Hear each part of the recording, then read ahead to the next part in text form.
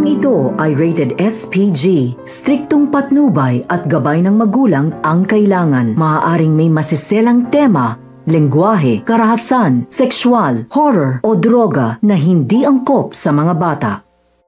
Nang dahil nga sa magkausap itong si Carlos at si Zoe, ay sinabi dito ni Carlos na dapat magtiwala daw itong si Zoe sa kanya dahil siya ang ama nito. Ang hindi alam dito ni Carlos na nasa likod pala nila si Doktora Enriquez. Habang nag-uusap ang mga ito ay naririnig naman dito ni Doktora Enriquez ang sinabi dito ni Carlos. Kaya nagulat itong si Doktora Enriquez dahil anak pala dito ni Carlos itong si Zoe. Kaya naman pala may kinalaman ito si Zoe sa pagkawala doon ni Lolo Pepe. Kaya naman nung magkita itong si Giselle at RJ doon kila Moira at ni Risa, agad itong umupo doon sa bakanting upuan na may mga pagkain. Agad naman nakita agad dito ni Obeng at nilapitan itong si Moira. Ngunit nagdadalawang isip itong si Giselle kung talaga bang nagsasabi ng totoo itong si Moira dahil nakita niya sa mga pinagkainan na good for 4 na tao daw iyon. Agad naman nagpalusot itong si Moira at sinabi niya na umalis na daw ang mga kaibigan dito ni Moira. Kaya naman agad at tiningnan muli ni Giselle ang pagkain at puro mga seafood nga daw ang nandoon. At hindi naman daw mahilig sa seafood itong si Moira.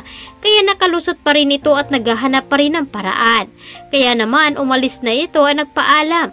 Ngunit sa hindi naman kalayuan ay nakikinig pala itong si RJ at si Obeng at si Giselle sa pinag-usapan dito ni Risa. At duda nga dito ni Giselle at nasisense niya daw na hindi nagsasabi ng totoo ito. Kaya hindi sila tuloy na umalis, hinintay nga nila na mapahiram dito ni Giselle ay mapahiram dito ni Risa ng sasakyan itong si Moira dahil puntahan niya daw iyong matanda. Kaya naman unti-unti sinundan nito ni Giselle at ni RJ ang sinasakyan dito ni Moira. Malayo na nga daw ito sa kabiasnan. Kaya naman nagtataka na talaga at nagdududa itong si Giselle na baka tama nga sila na may kinalaman talaga itong si Moira sa pagkawala dito ng kanilang ama. Samantalang doon naman sa bodega ay nakiusap naman itong si Lolo Pepe na magbibigay siya ng 10 milyon dito sa lalaki. Dahil taga-probinsya nga daw ito at nagtatrabaho lamang siya at naghahanap siya ng mapagkakitaan. Nung binanggit niya dito na 10 milyon or titriplihin pa niya ang binigay na sahod dito ni Moira sa kanya.